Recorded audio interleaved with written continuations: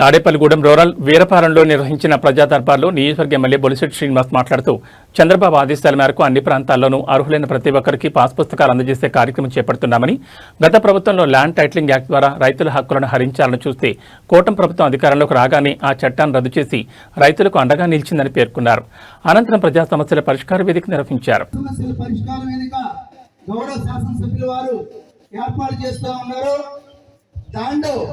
ఇంకా అర్హత కలిగి ఉండి ఎవరైనా లబ్ధిదారులు అర్హత కలిగి ఉండి కూడా లబ్ధి చేకూరిన లబ్ధిదారులు ఎవరైతే ఉన్నారో వారి హెల్ప్ డెస్క్ ద్వారా మీ యొక్క విజ్ఞాపనని అందజేసినట్లయితే ఇక్కడ హాజరైన మండల శాఖ అధికారులు ఈ కార్యక్రమానికి అందరూ ఇక్కడికి విచ్చేసిన గౌరవ ప్రజాప్రతినిధులు అలాగే 50 మంది ప్రజలు పాత్రికేయ సోదరులందరికీ కూడా హృదయపూర్వక నమస్కారాలు తెలియజేసుకుంటా ఉన్నాం. జాస్తి వెంకట్రావు, ఎర్రంశెట్టి శ్రీను,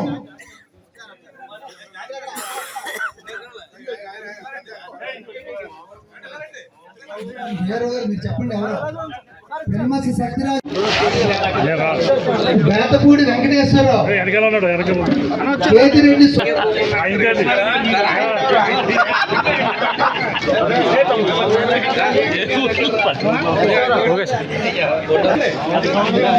మీరు చెప్పండి పెనుమసి శక్తిరాజు,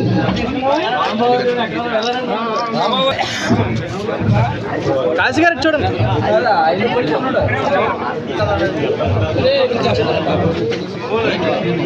రెడ్డి గారు అండి, సుబ్బారెడ్డి గారు,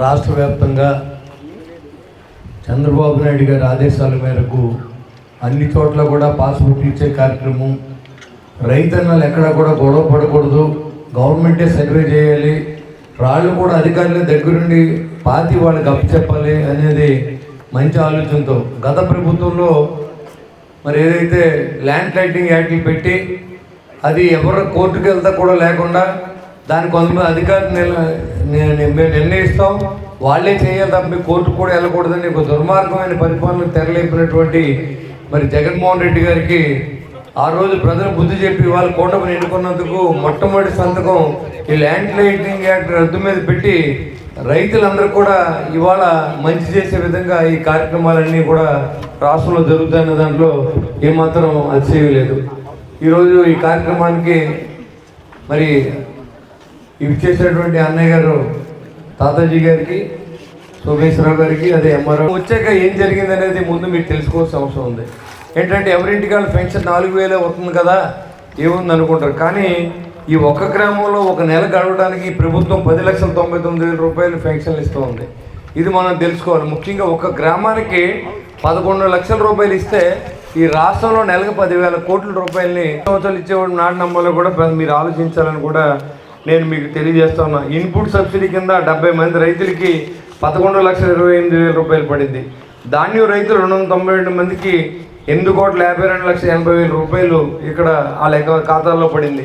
ఇవాళ ధాన్యం తోలితే ఇదివరకు ఏ మిల్లుకి తోలాలి, ఎప్పుడు డబ్బు వస్తుంది, ఏ రకంగా మళ్ళీ మనం రైతులకి న్యాయం చేయాలనే ఆలోచన లేనటువంటి ప్రభుత్వం ఎంత 1,650 కోట్ల రూపాయలు అప్పుగా పెడితే కూటమి ప్రభుత్వం వచ్చిన తర్వాత గౌరవ నాదెండ్ల మనోహర్ గారు, అచ్చెన్నాయుడు గారు, ముఖ్యమంత్రి గారు, పవన్ కళ్యాణ్ గారు ఒక ఆలోచన చేసి ముందు రైతుని ఆదుకోవాలి, రైతు ధాన్యం తోలితే 48 గంటల ఖాతాలో డబ్బులు వెళ్ళాలి, మీడియేటర్లను ఎక్కడ ఎంకరేజ్ చేయకుండా చేయాలని చేసినటువంటి ప్రభుత్వం ఇది కాదా అని అడుగుతూ ఉన్నా.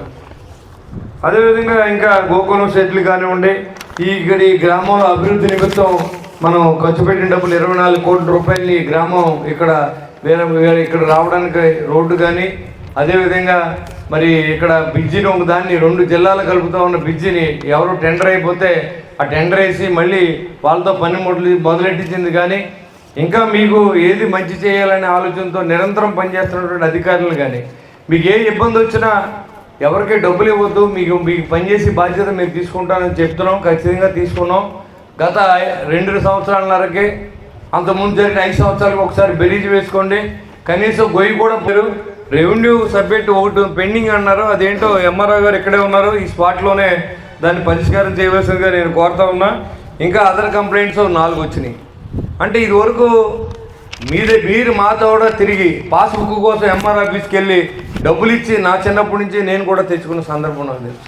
కానీ ఇవాళ ప్రభుత్వం మీ చెంతకి పెన్షన్ ఇస్తూ ఉంది, మీ దగ్గరికి బియ్యం వస్తున్నాయి, మీ దగ్గరికి ఇవాళ అధికారులు వచ్చి మీ పాస్బుక్లు మీకు ఇస్తూ ఉన్నారు, మీ వివాదాలంటే పరిష్కారం చేస్తూ ఉన్నారు. ఎందుకంటే మంచి ప్రభుత్వం, ఎందుకంటే మంచి నాయకుడు మనకు దొరుకుతాడనేది కూడా మనం ఆలోచించడం మానేసి చాలామంది మళ్ళీ జగన్ వస్తే రఫా ఆడించేస్తుంటే, మీరు ఇదివరకు 5 సంవత్సరాలు వచ్చారు, రఫా ఆడితే మీకు ఎలిజిబిలిటీ లేదని తీసేసి పక్కన కూర్చోబెట్టిన తర్వాత కూడా రిజెక్టెడ్ పీసులన్నీ కూడా ఇవాళ రోడ్లు ఎక్కి మళ్ళీ 2 సంవత్సరాలు అయిపోయింది కదా, మనం చేసిన తప్పులు మర్చిపోయి ఉంటారని చెప్పి ఇవాళ మాట్లాడితే చంద్రబాబు నాయుడు రాజీనామా చేయమంటున్నారు, లేకపోతే లోకేష్ రాజీనామా చేయమంటారు. సజ్జల రామకృష్ణ నేను స్టేట్మెంట్ ఇచ్చాడు, రాజీనామా చేసేదాకా మరి అతను ఏదైనా చేసుకుంటాడేమో అని భయంగా ఉంది, జాగ్రత్తగా చూసుకుంటూ అతన్ని. రాజీనామా చేసుకుని జరిగే పనే కాదు.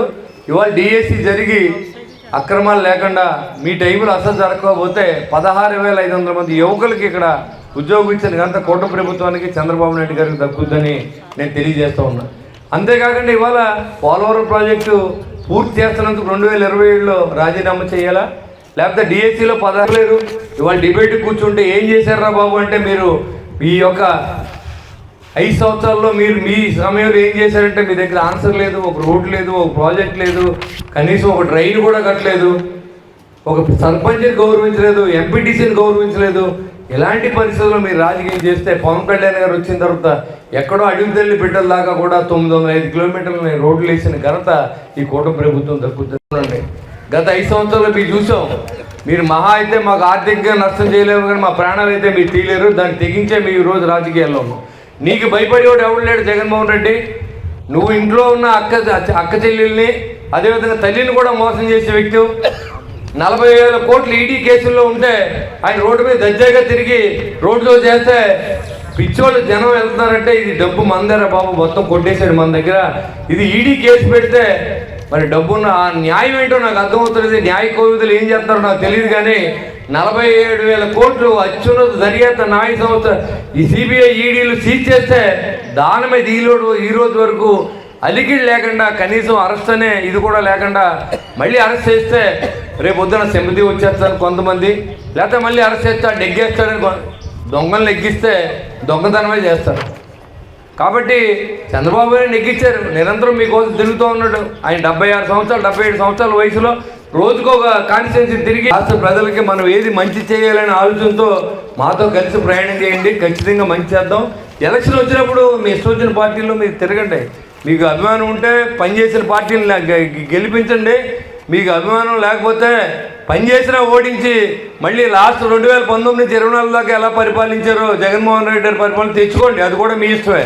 ఎందుకంటే మంచి పరిపాలన చేసే నాయకుల్ని అప్రిషియేట్ చేయాలి, ఎవరైతే దొంగతనం చేసే నాయకుల్ని తప్పు చేసే నిలదీయాలి, అప్పుడే మీరు కూడా నిజాయితీగా ఉన్నట్టు లెక్క. కానీ వాళ్ళు వచ్చిన నమస్కారం సార్, మీరు వచ్చిన నమస్కారం సార్, మా ఇంటికి వచ్చి భోంచేసి వెళ్ళండి సార్ ఏంటి, మన దొంగలకు అన్నం పెడితే మన ఇంట్లో ఉన్న కంచాలు కొడతా ఒక పట్టుకుపోతారు. కాబట్టి మీరు నిజాయితీగా మాట్లాడండి, తప్పు జరిగిన నాయకులు నిలబెట్టండి. నేను వచ్చాను మీ ఊరు, నేను మీ ఊరు పట్ల తప్పు చేసి ఉంటే మీరు నిలబెట్టి అడగాలి నన్ను, అంతేగాని ఎమ్మెల్యే గారు వచ్చారు నమస్కారం పెట్టకండి, నేను ఎమ్మెల్యేని కాదు మీ సేవకుడిని. ఆ రకంగా రాజకీయాల్లో ఉండాలి తప్ప ఏంటి ఎవరు వచ్చినా సరే సలాం సార్, మీరు మళ్ళీ వీళ్ళు నెగ్గుతారేమో, వీళ్ళు వస్తే ఏమైనా చేస్తారేమో భయమే మీకు అక్కర్లా, వాళ్ళకి నెగ్గే సినిమా ఏం లేదు.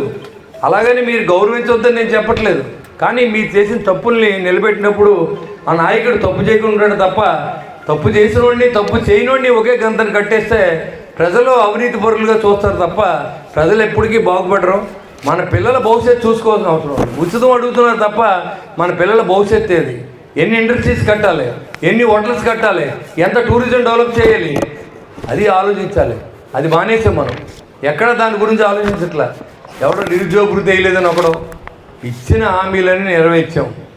కష్టంగా ఉంది, మీ దేశం దోపిడీ రాష్ట్రం భరించలేకపోతూ ఉంది.